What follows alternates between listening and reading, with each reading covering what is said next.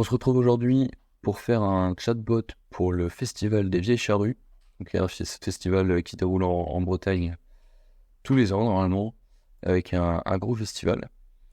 Donc la première chose que j'ai faite en amont, c'était de mettre des documents dans ma knowledge base.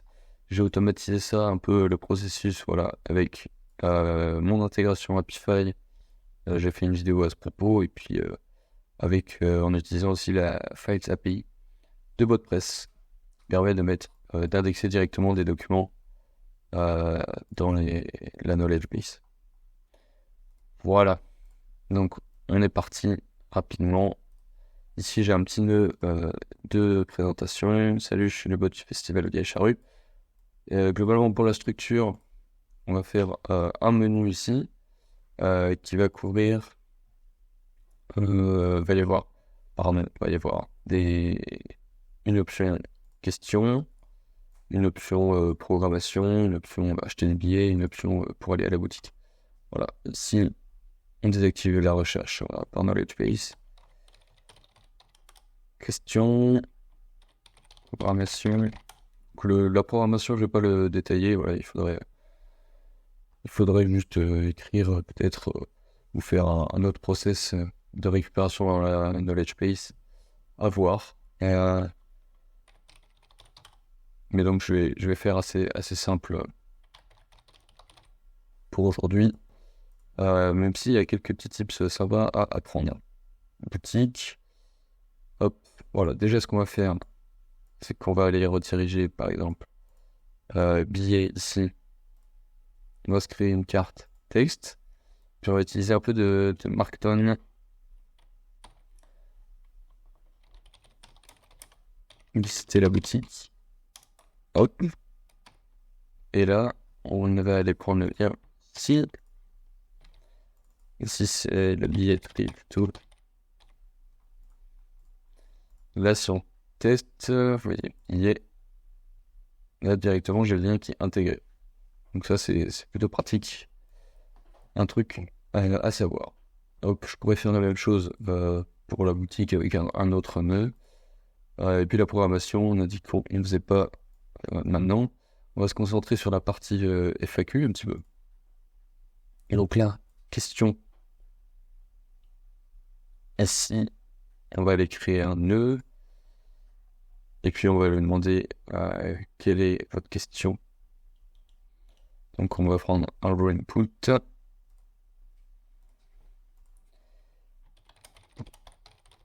Ok, je vous écoute. On va stocker ça dans workflow.question et on va transitionner vers un nœud où on va avoir une recherche dans la knowledge base et puis une reformulation par une AI task qui va nous permettre d'avoir une conversation, quelque chose d'assez conversationnel. Hop, on va prendre ça. Ici, on va tout simplement mettre workflow.question. Alors attention à bien cocher ça pour les variables. On va inclure les knowledge base et stocker ça dans une petite variable. Maintenant, je vais prendre une AI task pour, à partir des résultats de la knowledge base, je vais les présenter à l'utilisateur et puis je vais aussi lui donner du coup une mémoire avec le summary agent. J'ai un petit prompt que j'utilise assez fréquemment pour ce genre de tâches.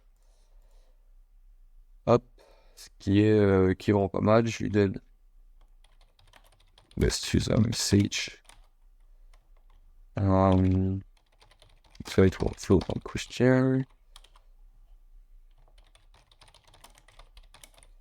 Which page ça va être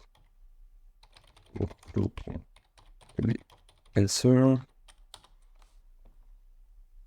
Et puis conversation transcript. Vous pouvez aller le chercher dans les agents, summary agent, copier le transcript de la conversation. Il y a aussi le résumé qui est disponible. Et puis on lui demande de stocker ça dans AI Answer. Là, je vais utiliser GPT-4 mini, c'est largement suffisant.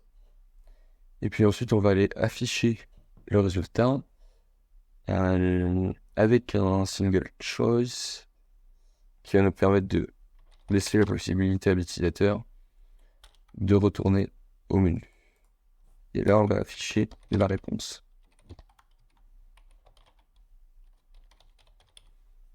Hop. On n'a pas besoin de rechercher dans la knowledge base. L'utilisateur retourne au menu. S'il clique, et sinon il peut renvoyer un message. Ce qu'on peut faire ici, c'est utiliser une petite technique sympa, c'est qu'on va boucler sur ces nœuds. Hop.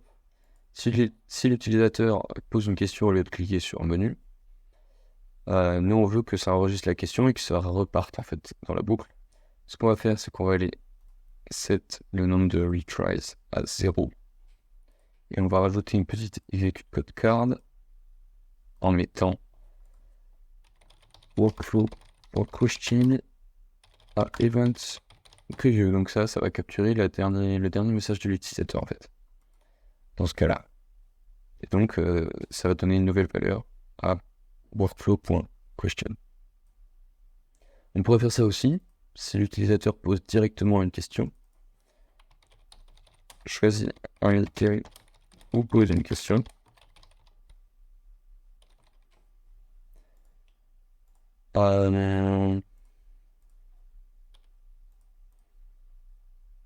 Ici, on va directement enregistrer dans question.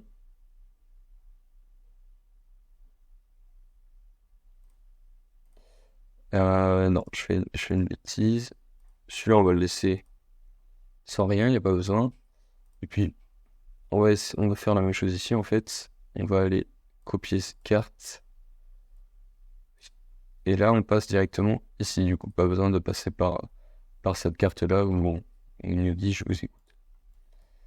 Voilà, on peut aller tester ça.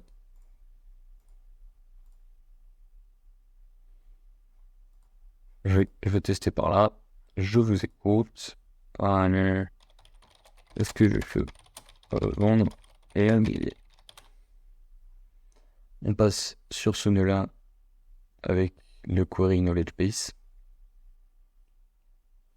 Il nous a trouvé une réponse. On a la reformulation. Pour pas cher normalement.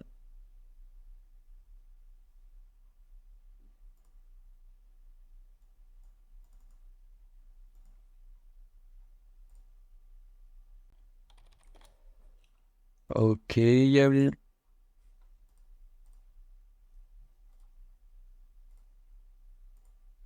on va repartir de là. Ça arrive parfois avec GPT-4 mini. Bon, si ça ne remarche pas, on passera pour ici. Ok, ouais, voilà, c'est bon. Bon, parfois, faut un peu adapter le prompt pour que ça marche. Voilà, donc là, il nous a donné notre réponse. Je peux reposer une question, et là, on va voir, ça va directement boucler sur le... Comment fonctionne les gobelets. Là, on voit, on a Capture Variable Failed, c'est-à-dire qu'on n'a pas cliqué sur le menu. Et il allait chercher une nouvelle réponse dans notre knowledge base. Tous les gobelets sont consignés, hop. Et on a quelques informations. Donc voilà, on a notre petite boucle qui fonctionne. Donc c'est directement qui tire ses réponses de la knowledge base, qui les reformule. On peut avoir une conversation avec le bot, sachant qu'il a accès à l'historique de la conversation en fait. Donc voilà, c'est un bot assez simple qui est vraiment utile pour ce genre d'événement, pour le coup. On peut aller publier, et puis on va voir un peu, je voulais faire un petit peu de CSS sur le bot, sur la V2, qui est assez intéressant. On peut voir comment ça marche, je pense que ça pourra servir à beaucoup. Ok, donc notre bot est publié. Ça marche. Ce qu'on va faire, c'est qu'on va aller ici, web chat. Et puis, share. Ok. On peut aller dans le theming directement, dans l'onglet thème, pour changer les paramètres de nos bots. Voilà, là vous avez pas mal de variantes, soft, solide. Vous pouvez choisir un thème, like dark, directement la couleur du bot. Et puis une fonte family. Et puis vous pouvez appliquer directement des styles CSS en se basant sur les classes. Donc ce qu'on va faire, c'est qu'on va aller prendre un peu les couleurs du site, faire quelque chose de beau. Et cette couleur, elle est assez douce. Je vais aller prendre une couleur picker. Ici, ok, c'est pas mal. Et je vais aller le mettre directement là. Ok, donc là on va retrouver un peu la couleur. Ce qui peut être sympa,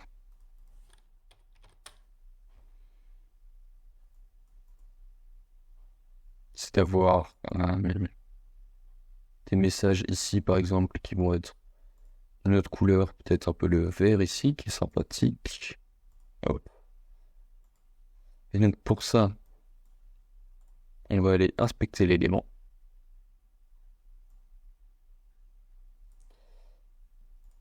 Et on va aller chercher la classe ici de ce message. Là, vous voyez, ça va être message block bubble. Message container. Donc là, après, il faut aller voir un petit peu color, lequel contient le background. On peut tester. Je pense que ça peut être celle-là, ouais. Donc, on va aller copier cette classe-là. Hop.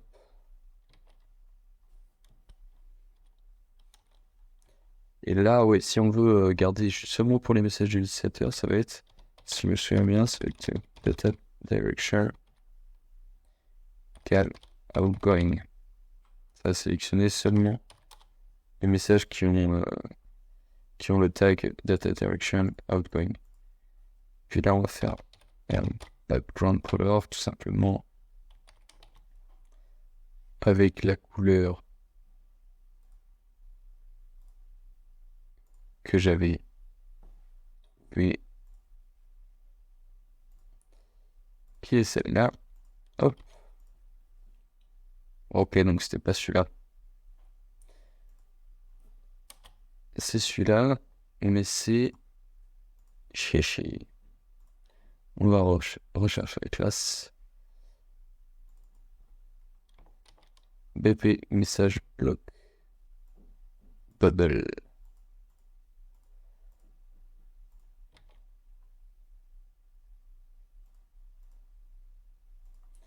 Et n'oublie pas le point pour la classe. Et voilà, on a notre couleur. Donc voilà, faut un peu bidouiller avec l'inspecteur, aller trouver les bonnes classes et tout. Après, toutes les classes sont listées ici. Mais bon, c'est pas forcément très parlant sur ce qu'on peut utiliser ou quoi. Donc voilà, ça c'est un exemple de personnalisation. Ici, on pourrait en faire beaucoup. Vous avez vu, il y a beaucoup de classes différentes. Mais là, il est sympa comme ça. Il est sympa, ça reprend un peu les couleurs du site au niveau du vert et puis du beige. Donc c'est pas mal du tout. Voilà, et n'oublie pas de faire sauvegarder après, si vous voulez garder ça. Et puis ensuite, vous pouvez y aller intégrer avec ces deux petites lignes dans votre page web. Voilà, donc j'espère que cette vidéo vous aura aidé. C'était une petite démonstration pour un cas réel d'utilisation, on va dire. Et puis n'hésitez pas à vous abonner, à poser vos questions, et puis à partager ça au Festival des Vieilles Charrues. Allez, ciao!